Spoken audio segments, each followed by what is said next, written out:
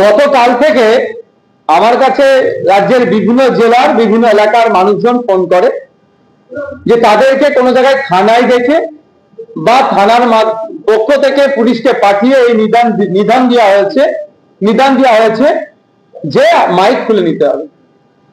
মসজিদ কমিটি বা ধর্মস্থান মন্দির বা যে কোনো জায়গাতে মাইক খুলে নিতে হবে। বিশেষ করে মসজিদে যেগুলো খুলেছে আমার কাছে খবর এসেছে, যেগুলো কে বলেছে। আবার জানতে চেয়েছি কিন্তু পুলিশের পক্ষ থেকে কোন রিটেন অর্ডার কপি বা নোটিফিকেশনের কোনো কপি দেয়নি। পুলিশকে জিজ্ঞাসা করা হলে পুলিশ এই ধরনের তাদেরকে এড়িয়ে গেছে যে এই ধরনের কোনো রিটেন কপি নাই, বলা হচ্ছে এটাকে শুনতে হবে। কিন্তু এটা ব্যাপারে হয় না। আমরা দূষণ নিয়ন্ত্রণের পক্ষে বারবার, পলিউশন কন্ট্রোলের পক্ষে আমরা, পলিউশন হোক, সাউন্ড পলিউশন হোক, আমরা কোনোভাবেই চাই না। কিন্তু এটা একবার না একাধিকবার কলকাতা হাইকোর্ট থেকে সুপ্রিম কোর্ট পর্যন্ত মামলা গড়িয়েছে। স্পষ্টভাবে সেখানে গাইড করে দেওয়া হয়েছে যে কোন জায়গায় কত ডেসিবেল সাউন্ড বাজাতে পারে। পশ্চিমবঙ্গের দূষণ পরিষদ বলুন বা যে আইন আছে 2000-এর আইনের পরিপ্রেক্ষিতে 4টে ক্লাস করা আছে, 4টে পার্ট করা আছে: industrial area, commercial area, residential area, silence zone, silence area বা জোন যেটা কি বলুন। যে নিয়ম নির্দেশিকা আছে দিনের জন্য তথা সকাল 6টা থেকে রাত 10টাকে দিন বলা হচ্ছে এই আইনের পরিপ্রেক্ষিতে, রাত 10টা থেকে সকাল 6টাকে বলা হচ্ছে রাত। কত ডেসিবেল বাজানো যাবে নির্দিষ্টভাবে করা আছে। তারপরেও প্রশাসনের পক্ষ থেকে একটা অংশ যেভাবে ভয় দেখিয়ে এক প্রকার ধুমকি দিয়ে বন্ধ করানোর চেষ্টা করছে, মাইক খোলার চেষ্টা হচ্ছে ধর্মস্থানগুলো থেকে, এর আমরা পরিপন্থী। অলরেডি আমি আমাদের রাজ্যের যিনি ডিজি আছেন, ডিজি স্যারের কাছে জানতে চেয়েছি, কারণ একাধিক জায়গায় একাধিক রকম ভাবে বার্তা আসছে। এক জায়গায় আসছে আপনার যে টোটালি মাইক খুলে নিতে হবে, আবার একটা বার্তা আসছে আপনার হজরের অর্থাৎ ভোরের সময় যে কল ফর প্রেয়ার বা আজান দেওয়া হয়, পাবলিক অ্যাড্রেস যেটা করা হয় সেটাকে বন্ধ করতে হবে। আবার কোনো জায়গায় খবর পাওয়া যাচ্ছে মাইক খুলে দিয়ে নাকি শুধু 10 লাগাতে হবে। আমাদের স্পষ্টভাবে আমরা জানতে চেয়েছি ডিজিপি স্যারের কাছে যে অ্যাকচুয়াল আপনাদের নির্দেশিকা কি আছে। যদি এই ধরনের কিছু নির্দেশিকা থাকে আমাদেরকে প্রোভাইড করুন এবং প্রত্যেকটা মসজিদ কমিটিকে প্রোভাইড করে দিন। মসজিদ কমিটি হোক বা অন্যান্য ধর্মস্থানে যেগুলো আছে, সে মন্দির হোক, গুরুদুয়ার হোক, গির্জা হোক, যারাই সাউন্ড সিস্টেম ইউজ করে, নিশ্চিতভাবে কোনো যদি নির্দেশিকা থাকে নির্দেশিকার মধ্যেই থাকবে, নির্দেশিকার বাইরে যাবে না। তা না করে যেভাবে থানা বা প্রশাসনের মাধ্যমে থ্রেট করা হচ্ছে, ডেকে এক প্রকার থ্রেট করছে, এটা কোনোভাবে মেনে নেওয়া যায় না। তা আমি এই যে চাপিয়ে দেওয়ার যে চেষ্টা চলছে এর বিরুদ্ধে আমি খুবই তাড়াতাড়ি কলকাতা হাইকোর্টে যাচ্ছি। কারণ অলরেডি এইটা নিয়ে মামলা হয়েছিল, অর্ডার আছে, তারপরে এই ধরনের বিশৃঙ্খলা তৈরি করার চেষ্টা হচ্ছে কেন? আমার মনে হচ্ছে কোনো না কোনো জায়গাতে একটা বিশৃঙ্খলা তৈরি করার চেষ্টা চলছে, যে বিশৃঙ্খলা দিয়ে দেখানো হবে এটাই উন্নয়ন।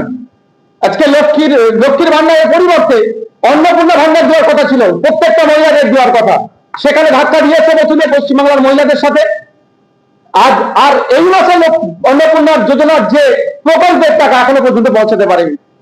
শুধু তাই নয়, দিল্লির মতো পেট্রোল ডিজেলের দাম হওয়ার কথা বলেছিল, 450 টাকায় গ্যাস পাওয়ার কথা বলেছিল, 200 ইউনিট বিদ্যুৎ ফ্রির কথা বলেছিল, সে কথা প্রমিস করেছিল, ম্যাক্সিমামটা ফেল করছে। তাহলে জনমানুষের যে ক্ষোভের সঞ্চয় হয়েছে, ক্ষোভের সৃষ্টি হয়েছে, আমার মনে হয় কোনো না কোনো সেই কখন তাসনিমাকে ডেকে নিয়ে সেই ক্ষোভটাকে প্রশমিত করার চেষ্টা করেছিল। সমগ্র মুসলিম সমাজের মানুষ তাসনিমাকে পাত্তাই দেয়নি, সেটা ওষুধ চাইতে কাজ হয়নি। তাহলে আমার মনে হচ্ছে নতুন করে একটা বিশৃঙ্খলা তৈরি করার জন্য অপচেষ্টা চলছে। শুধু তাই নয়, আর্টিকেল 14, 19, 21, 25 থেকে 28 সরাসরি ভায়োলেশন হচ্ছে, এটা চাপিয়ে দেওয়ার জন্য। তাই এটাকে সামনে রেখে আমরা কলকাতা হাইকোর্টে যাচ্ছি, আইনি লড়াই হবে। মুসলিম সম্প্রদায়ের মানুষকে বলবো কারো প্ররোচনায় পা দেবেন না। আইন বিচার ব্যবস্থার প্রতি আমরা ভরসা ছিল, আছে, থাকলে আমরা আইনি লড়াই করব। আইন যেটা ঘোষণা করেছে, সাইলেন্স জোনের জন্য যেটা আছে, রেসিডেন্সিয়াল জোনের জন্য যেটা আছে, কমার্শিয়াল জোনের জন্য যেটা আছে, ইন্ডাস্ট্রিয়াল জোনের জন্য যেটা আছে, সে তার মোতাবেক আমরা চলবো, তার বাইরে আমরা যাব না। देखा जा रहा है अलग अलग जिलों से ये तस्वीर आ रहा है कि जो मस्जिद है उससे माइक को दान किया जा रहा है, तो कहीं ना कहीं आप डीजीपी को भी एक लेटर लिखे हो, इसके बारे में क्या कहना है?